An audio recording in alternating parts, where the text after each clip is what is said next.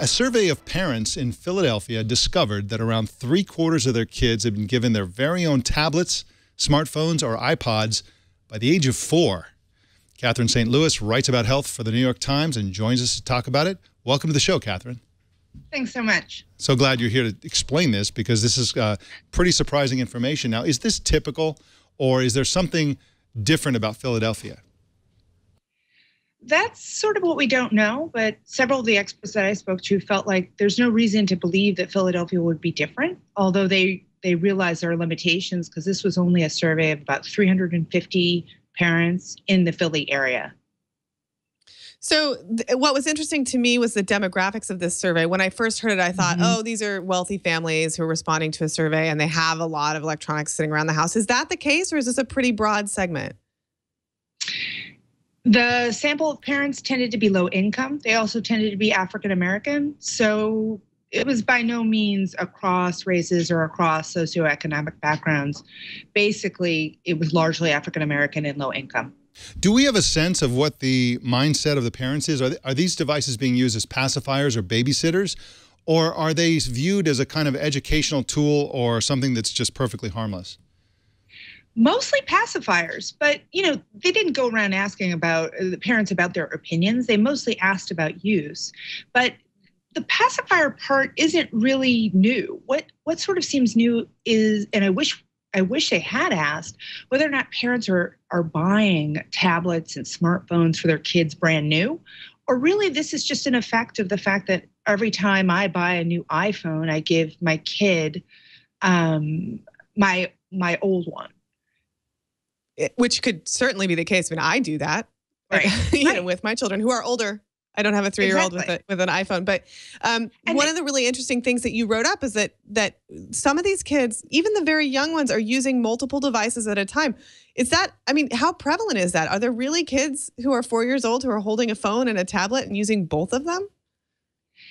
They don't know how prevalent. That was about a third of 3- and 4-year-olds multitask. So I think what's really happening, maybe it's not as surprising because maybe it's just background TV on and then they're also using a tablet, which, I have to say I'm very guilty of. So if my kid's watching me, they might be picking up that bad habit of kind of not even focusing on just the television on, but the television's on and then you're also on your phone kind of thing.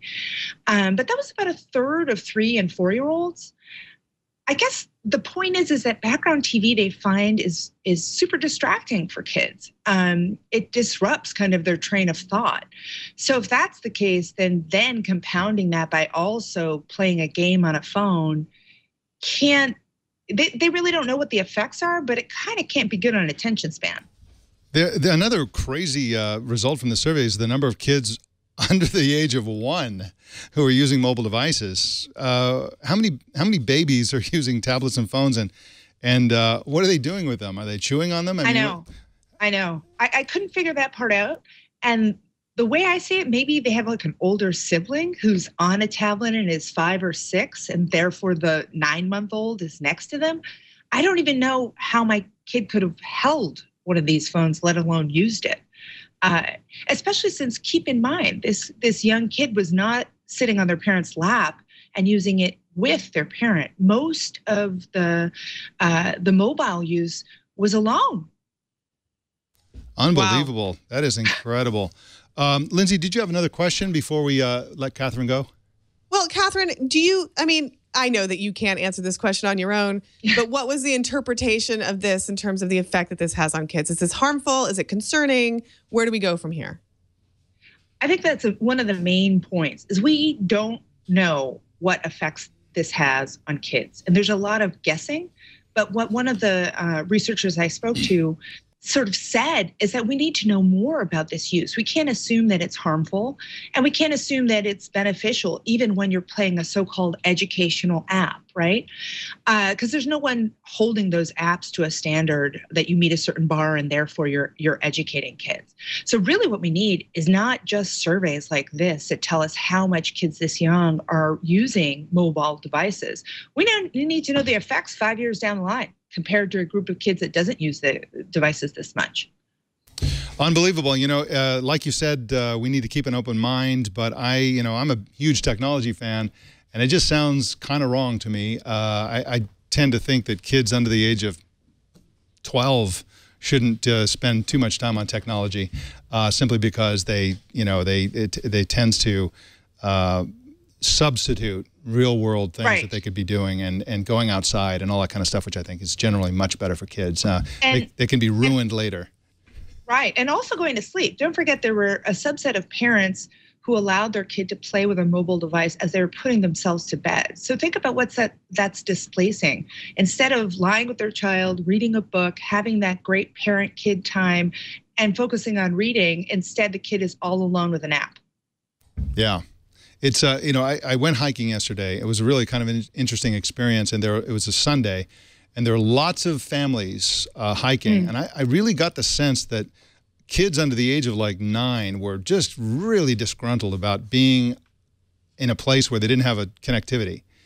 They were complaining and all that kind of stuff, and I think that's very unhealthy. I think kids at least a couple of times a year ought to go somewhere where they simply can't get on the internet for a few days, just so they can learn that it's okay.